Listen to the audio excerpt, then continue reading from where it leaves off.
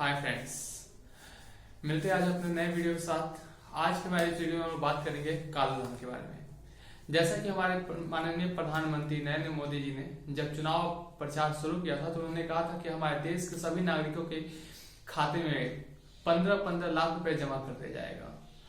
उनके चुनाव प्रचार का सबसे बड़ा मुद्दा था काला धन वापस आएगा। अब जो बड़े बड़े लोग हैं उन्हें तो पता है कि काला धन क्या होता है, परंतु आज भी हमारे देश के गरीब जनता को ये पता ही नहीं होता कि ये काला धन बोलकर क्या होता है। तो मैं आज इस बात को क्लियर करता हूँ आप सभी को सिंपल सी भाषा में। ये काला धन क्या होता है। पैसा हम सभी के पास होता है, परंतु हम गरीब लोगों के पास इतना पैसा नहीं होता कि उसे ब्लैक मनी में कन्वर्ट कर सकें। ये ब्लैक मनी क्या होता है, काला धन क्या होता है। बड़े बड़े जो बिजनेसमैन होते हैं या जो बड़े बड़े ऑफिसर्स होते हैं जिनकी सैलरी काफी ज्यादा होती है, उनके लिए सरकार ने एक नियम बनाया है कि आप जो भी पैसा जमा करेंगे उसमें कुछ भाग सरकार को देना होगा टैक्स के रूप में। तो इसके लिए कोई फिक्स अमाउंट भी किया जाता है, जैसे कि कम से कम जो एक सरकारी नौकरी करता हो उससे अगर वो एक साल में पहले 3,60,000 रुपए कमाता है तो उसमें टैक्स देना पड़ेगा। अब उसे सरकार 5 लाख तक करना चाहती है कि अगर आप 5 लाख रुपए एक साल में कमाते हैं तो आपको टैक्स देना होगा, और अगर 5 लाख से कम होता है तो आपको टैक्स नहीं देना होगा। ये बातें होती है कि अगर 5 लाख से अगर आप ज्यादा देते हैं तो कितना टैक्स देना होगा। आखिर लोग अपना टैक्स चोरी क्यों करते हैं। तो 5 लाख रुपए अगर आपने कमाया है तो उसमें से 10% आपको टैक्स देना होगा। 10% टैक्स का मतलब होता है 5 लाख अगर आपने कमाया तो 50,000 रुपए सरकार को एज ए टैक्स आपको देना होगा। तो आप ही सोच बताइए, क्या आप अपने पैसों से 50,000 रुपए सरकार को देना चाहेंगे। आशा करता हूं आपकी जवाब बिल्कुल ही ना होगी। तो आप जब 50,000 रुपए टैक्स के रूप में नहीं देना चाहते हैं तो जो बड़े बड़े व्यापारी हैं जिनका ट्रांजेक्शन 1 करोड़ से 100 करोड़ या 1000 करोड़ तक हो सकता है, तो उनकी जो टैक्स की अमाउंट होते हैं वो और ज्यादा होते हैं। जैसे कि मान लीजिए कि एक एग्जांपल देता हूं आपको, 100 करोड़ रुपए है तो उन्हें कम से कम 40 से 50 करोड़ रुपए टैक्स के रूप में चुकाने होंगे। तो कोई भी भला इंसान अपना 100 करोड़ का 50 करोड़ रुपए टैक्स के रूप में क्यों चुकाए। तो यहीं पर सभी लोग अपना टैक्स छुपाते हैं। टैक्स बचाने के लिए वो लोग क्या करते हैं, अपने इनकम को कम दिखाते हैं। उनका 100 करोड़ है तो वो दिखाते हैं कि 30 करोड़ है या 50 करोड़, तो जिसको टैक्स के रूप में कितना भरना पड़ता है, 25 करोड़। अब जो बचा 50 करोड़ था ये उनका ब्लैक मनी होता है। ये ब्लैक जो जिस पैसे पर टैक्स न चुकाया गया हो उसे हम लोग ब्लैक मनी कहते हैं। तो आप कहेंगे कि हमने भी तो 10,000 रुपए कमाया था महीने का, उस पर कोई टैक्स नहीं दिया था। तो ये आपको टैक्स देने की कोई जरूरत नहीं, क्योंकि सरकार ने एक लिमिट बना रखी है कि कम से कम जो लोग महीने का 30,000 कमाते हैं उन्हीं को टैक्स देना है।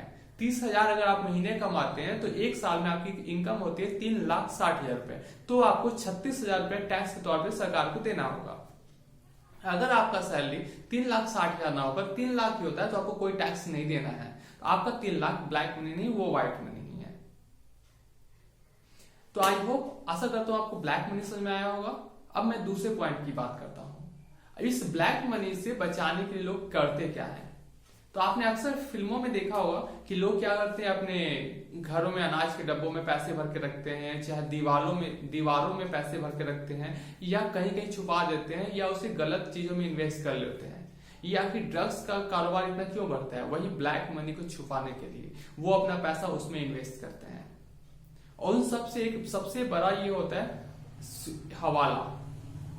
आपने ये वर्ड सुना होगा, हवाला। ये हवाला क्या होता है, सुनकर जरूर ही आश्चर्य होगा कि हवाला तो हवालात की तरह साउंड करता है, बट हवालात से हवाला अलग है। हवाला क्या होता है, हवाला में क्या होता है कि अगर आपके पास पैसे अधिक हो चुके हैं तो उस पैसों को आप दूसरे देशों में निवेश करना चाहेंगे। अगर आप दूसरे देशों में निवेश अगर एक बैंक के ट्रांजेक्शन द्वारा करेंगे तो उस पर तो टैक्स लग ही जाएगा। जैसे मान लीजिए कि आपका 100 करोड़ रुपए है और आप इस 100 करोड़ को इंग्लैंड में इन्वेस्ट करना चाहते हैं, मतलब वहां की किसी कंपनी में पैसा लगाना चाहते हैं आप। तो अगर आपने 100 करोड़ रुपए बैंक के द्वारा वहां पे भेजा तो बैंक तो आपको उसमें से टैक्स काट लेगी, तो फिर 100 का 50 हो जाएगा। तो आप तो 50 करोड़ रुपए क्यों देना चाहोगे, आशा कर तो आप तो नहीं दोगे। इसी वजह से ये एक नया टर्म्स आता है हवाला ट्रेडर्स। ये बड़े व्यापारियों का पैसा यहाँ से लेकर वहां तक करते हैं। जैसे हम लोग सामान को यहाँ से वहां पहुंचा देते हैं ना, वैसे हवाला का वो लोग पैसा करते हैं, यहाँ से पैसा लेकर वहां तक भेज देते हैं। अब अगर आपके मन में शंका हो कि जब पैसा यहाँ से वहां जाएगा कैसे, तो इंडिया से अगर आपको मान लेते हैं कि श्रीलंका पैसा आपको भेजना है, तो इंडिया से श्रीलंका जाने के 2 रास्ते हैं। चाहे तो आप पानी के रास्ते से जाएंगे और नहीं तो आप फ्लाइट से जाएंगे। पानी के रास्ते भी जाएंगे तो कस्टम वहां पे आपका बैग चेक करेगा। अगर आप फ्लाइट से जाते हैं तो भी वहां पे एयरपोर्ट पर आपका कस्टम वहां पर चेक करेगा ही। एयरपोर्ट अथॉरिटीज जो भी होते हैं वो आपकी बैग चेक करेंगे कि इसमें क्या है। तो इन दोनों ही तरीके से आप पकड़े जाएंगे कि आपने जो पैसा भेजा है। तो फिर इन सब से बचने का क्या उपाय है? तो बचने का उपाय ये है कि जैसे मान लीजिए यहाँ पर कोई व्यक्ति है, भारत में एक बड़ा व्यापारी है जिसके पास 100 करोड़ है और वो इन्वेस्ट करना चाहता है वहां, तो वो क्या करेगा, वो वहां के व्यापारी को फोन करेगा या वहां पे कोई उसका एजेंट होगा उस व्यापारी का, उसे वो कॉल करे कि मुझे 100 करोड़ लगाना है, तो वो वहां 100 करोड़ रुपए वहां उसको दे देगा और वहां उसके व्यापार में इन्वेस्टमेंट कर दिया जाएगा। अब आप कहेंगे कि यहाँ जो 100 करोड़ था वो तो यही रह गया, वहां तो गया ही नहीं। तो उस जिस कंपनी में वहां इन्वेस्टमेंट हुआ है वो यहाँ पे फर्जी कंपनी एक बनाएगी और उसके नाम पर यहाँ पे ये पैसा इन्वेस्टमेंट हो जाएगा। वो कंपनी क्या करेगी, वहां से जैसे मान ली इंग्लैंड से कोई कंपनी 100 करोड़ रुपए इंडिया में इन्वेस्टमेंट करेगी। इंडिया में वो कोई कंपनी होगा नहीं, एक स्टार्टअप तैयार किया जाएगा।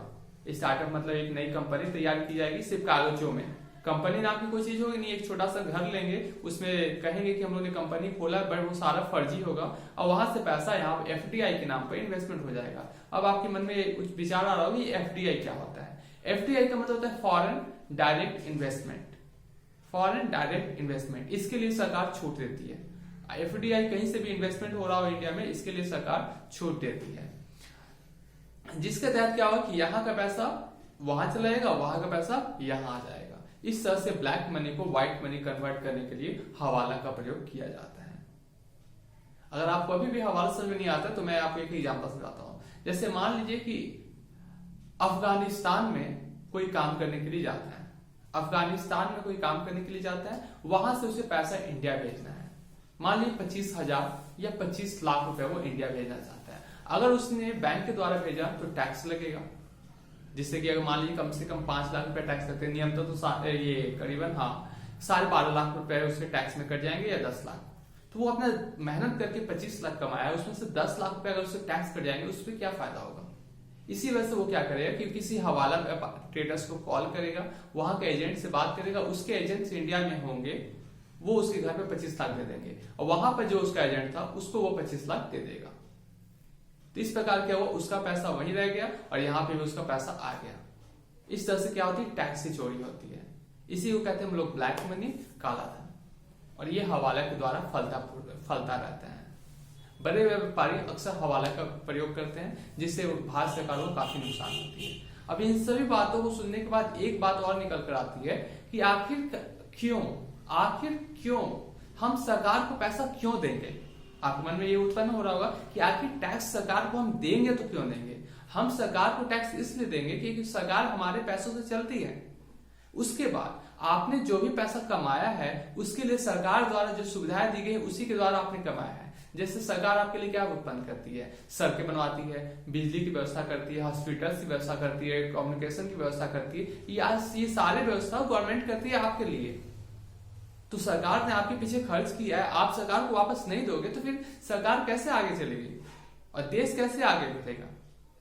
तो हम सभी का दायित्व है कि देश के विकास के लिए अपना टैक्स समय पर भरें और अपने देश से काले धन की समस्या को समाधान करें।